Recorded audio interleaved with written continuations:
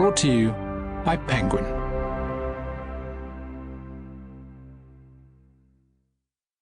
Black is the Body. Stories from my grandmother's time, my mother's time, and mine. This is the author, Emily Bernard. For my daughters, Julia and Isabella, who lead me through the world by the hand, saying, "Come on." Interviewer: Then black is a state of mind too? James Baldwin: No, black is a condition. Esquire, July 1968. The body is not a thing. It is a situation. It is our grasp on the world and our sketch of our project. Simone de Beauvoir. Beginnings. This book was conceived in a hospital. It was 2001, and I was recovering from surgery on my lower bowel, which had been damaged in a stabbing.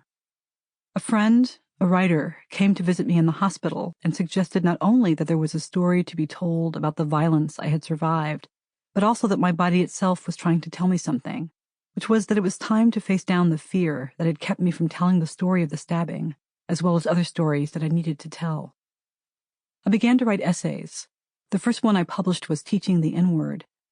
Over the next few years, more essays followed, along with several attempts to write about the stabbing. I couldn't tell that story yet because I didn't know what it meant.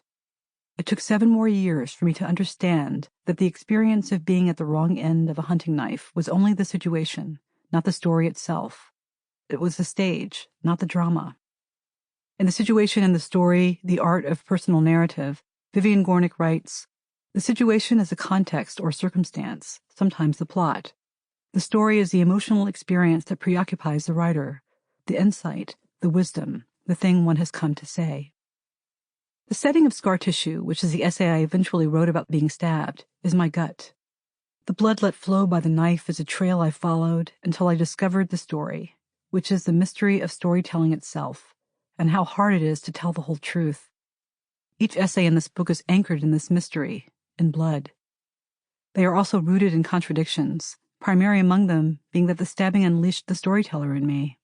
In more than one way, that bizarre act of violence set me free. But of course, the stabbing has been a source of misery as well as opportunity. For instance, I suffered from recurrent, excruciating stomach pain for many years before another trip to the hospital revealed that I had developed adhesions in my bowel. The surgeon was able to untangle my intestines and scar tissue, but he warned me that the adhesions would return. There was nothing I could do to prevent or predict them. "You're just unlucky," he said sympathetically. The pain, he assured me, would be random and severe. It did return, thundered again throughout my body, and sent me back to the hospital, where a third surgeon, ceded to the inherent mystery of the malady, and confessed that medicine was more art than science. The gift of his honesty was, to me, as valuable as any solution to the problem would have been. Once I accepted the randomness of the situation in my bowel, life took on a new urgency, and so did the desire to understand it. I turned to art over science, story over solution. I found a voice. The book, imagined in 2001, began to take shape in a need to know, to explore, to understand, before it was too late. Insofar as a personal essay is, at heart, an attempt to grasp the mysteries of life, the form made sense to me on a visceral level. The need to understand, in fact, was what engendered the stabbing in the first place. I met the knife head-on. Something in me just needed to know. Each essay in this book was born in a struggle to find a language that would capture the totality of my experience as a woman, a Black American, a teacher, writer, mother, wife, and daughter. I wanted to discover a new way of telling. I wanted to tell the truth about life as I have lived it.